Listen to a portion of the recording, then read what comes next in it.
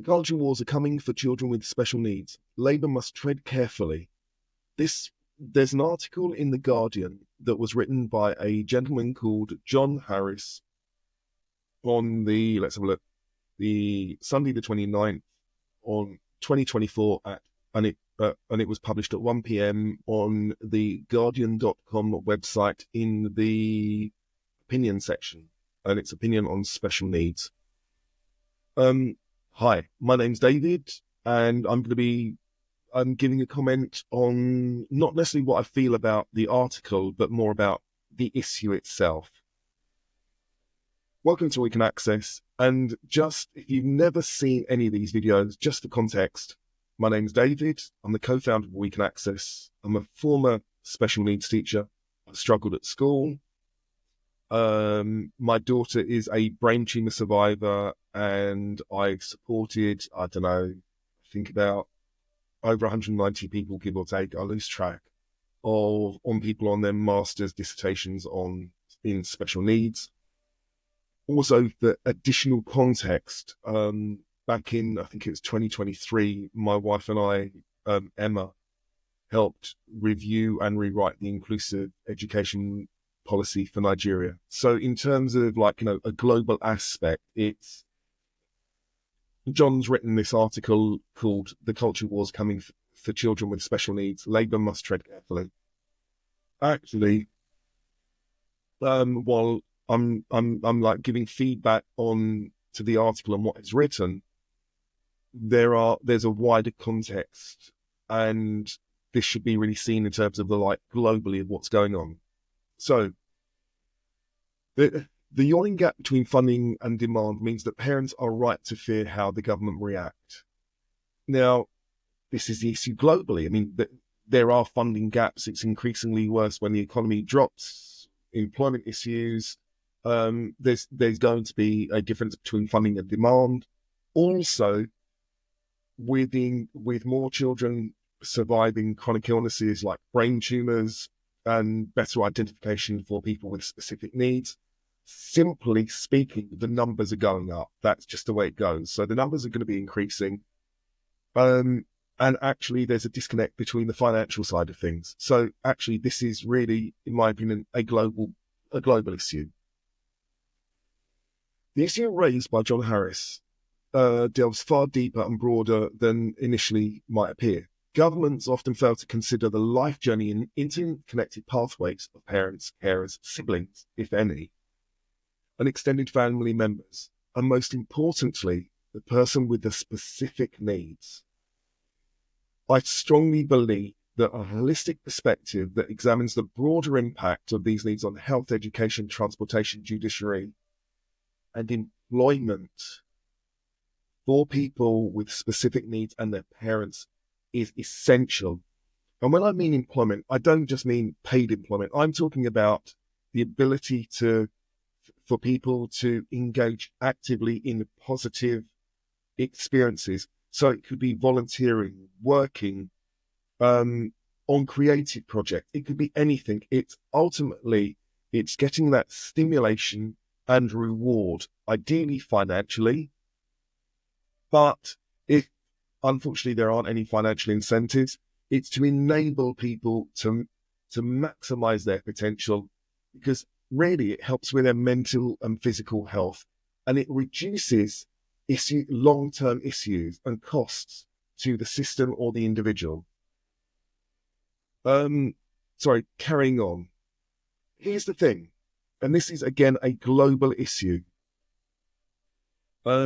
Departments must collaborate to create comprehensive pathways that maximize the potential of the individuals with the specific needs and their families. While this may not seem an immediate vote winner, both to local people, local politicians, or local elected people on a national stage or international stage, it might not seem an exciting initiative. It's a long-term strategy that makes economic sense.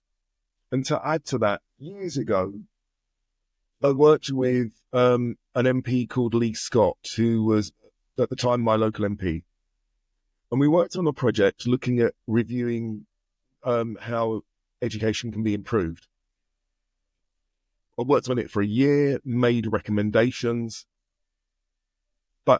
But there's one thing that always has stuck with me from Lee, and I learned a lot during that exercise, is that government departments within organizations fight over resources. They fight over budgets. They fight over time. The bottom line is they're fighting over resources. But ultimately, parents of children with specific needs, they've got essentially a budget. It's their household budget. That might come from different ways, but they've got different budgets. And ultimately, the family with children with specific needs are ultimately representative of governments. In my house, we've got the Department for Transportation, the Department for Judiciary, the Education Department, the Health Department. It's ultimately, we're really different people. How much money do we spend on transportation, for the cars, for the insurance? How much money have we got for petrol for the week? The judiciary, what rules do we agree within the house when we go out in different rooms in the garden? Education, what are we learning? Where are we learning? What are we watching on the internet? Our health, when do we go to the doctor? What do we do with the doctor? Do we go to the opticians? All of these consume resources, time and money and emotional energy. And ultimately, households are fundamentally micro representatives of governments. That's it.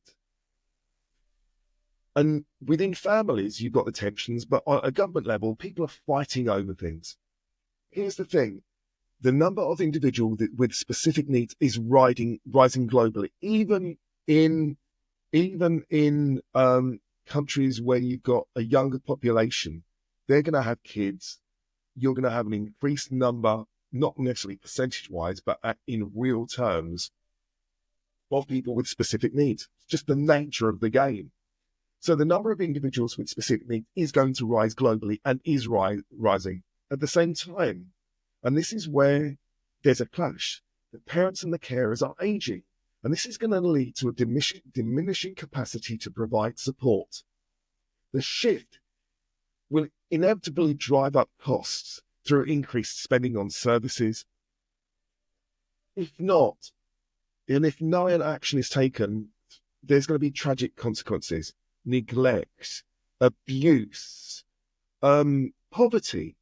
And this is going to impact and is impacting societies now. If we look at India with a relatively young population, if we look at Africa as a continent, and I'm going to pick Egypt, which I believe has got one of the youngest populations in the world, if I'm not wrong, these people are going to have kids. And those kids, in numbers terms, not percentage terms, in just numbers terms, it's going to increase. And therefore, there's going to be a strain on economies, which will inevitably lead to, taking to the extreme, horrific consequences, because it can be the abuse, neglect, and quite frankly, life choices that I'm not going to speak about here. But in the special needs and specific needs community, there are people talking about life choices that are made.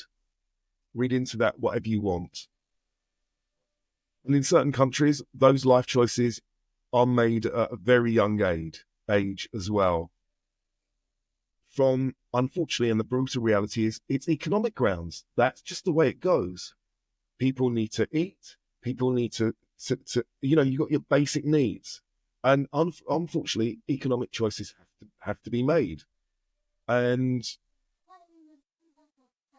in Western societies in England, there's less money, health deteriorates. Take that to other places, use your imagination. Carrying on, it's critical to acknowledge that parents of children with specific needs are accustomed to advocating, and coming back to John's article, and the article, again, just for reference, and I'm going to put in the link, the culture wars are coming for children with special needs. Coming back to John Harris's article, the culture wars are coming for children with special needs. Labour must tread carefully. Here's the thing. What you've got to bear in mind is, and this just isn't Labour, it's just globally. I'm a parent of a kid with special needs. Are you a parent? Are you a parent? What would you do for your kids? What would you do for your children? Do you fight for your kids? If your kids don't have any issues and are healthy, do you still fight for them? Do you want the best? Do you want the best? Because if you do, just imagine that. And then for the parents of special needs, for their kids, we fight. We've had to fight. We've learned to fight. And the thing is, people are just used to fighting for their rights because so many obstacles, from identification to getting resources to getting support. We're used to fighting. The system might grind us down, but trust me, we're used to fighting and understanding. And as a collective, wherever people are, as a collective, the special needs families can fight. If the system remains unresponsive, these parents like me, may unite in advocacy, and there are advocacy groups around there, under the guise of charities, local groups, people talking on social media groups.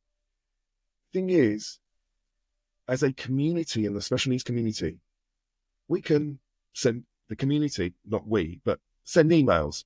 Those emails can be ignored, and they can be ignored, but still, emails can be sent. Lawyers can be engaged. Crowdfunding campaigns can happen. And the community can be ignored for years, and it happens year after year after year. What you've got to bear in mind is we're also voters. We also move to certain areas, and actually, in some areas, the special needs parents' views count from a voting perspective.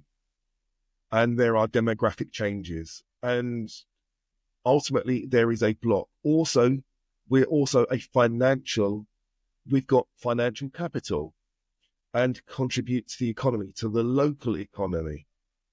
Complaints can be ignored for sure, and have been, and I get that, and they can be blocked. But how much effort does it do the organisation spend in blocking? And ultimately what that means is that they're blocked, they're ignored. If they have to even respond or set up a blocking system, that's consuming their resources. That means they're not fundamentally providing the essential services that they are stating that they're doing, which means they're not meeting their goals that they are stating that they're meeting. So parents of special needs can, in a very small way, actually, how can I put it?